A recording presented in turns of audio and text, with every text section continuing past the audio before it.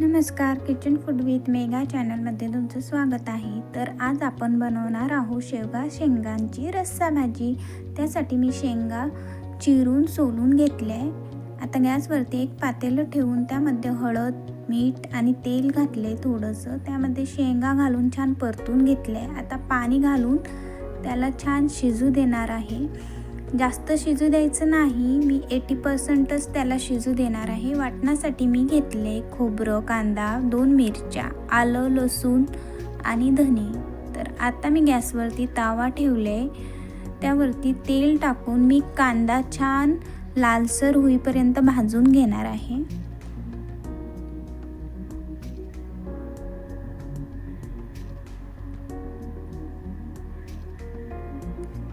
कांद्याला छान लालसर होऊ द्यायचं। तर आता कांदा भाजून झालाय। आता थोडंसं तेल टाकून मी खोबरं भाजून घेणार आहे। खोबरं पण खरपूस होऊ द्यायचं आहे। आता धने भाजून घेणार आहोत।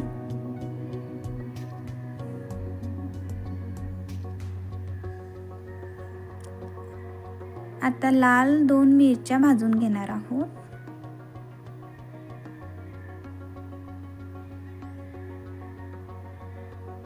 त्याच्यानंतर आलं, लसूण,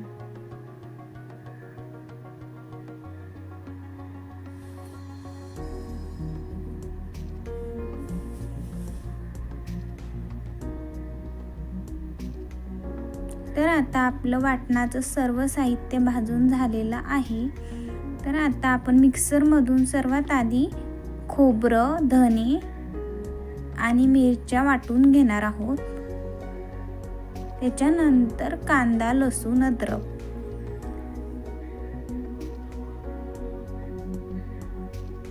तर आता मी गॅसवरती कढई ठेवून त्यात मोहरी घातली आणि आपण केलेलं वाटण घातले। छान परतून घ्यायचं।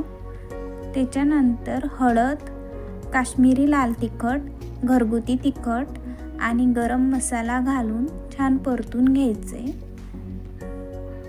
त्याच्यानंतर चवीनुसार मीठ जास्त घालायचं नाही, कारण आपण शेंगा शिजायला घातलेल्या त्यात देखील मीठ घातलेलं आहे। त्यामुळे मी चवीनुसार थोडंसं मीठ घातले। कोथिंबीर आणि शेंगातीलच पाणी मी इथे यूज केले। 2 मिनिटं झाकण ठेवून भाजीला तेल सुटू द्यायचे। नंतर त्यात पाणी घालून शेंगा टाकून आवश्यकतेनुसार पाणी घालायचे। तुम्हाला जेवढं हवंय तेवढं तुम्ही घालू शकता। भाजीला छान उकळी आली की गॅस कमी करायचा आणि 2 मिनिटांनंतर गॅस बंद करायचा आणि भाजीमध्ये कोथिंबीर घालून छान परतून घ्यायचे। तर आपली भाजी तयार आहे।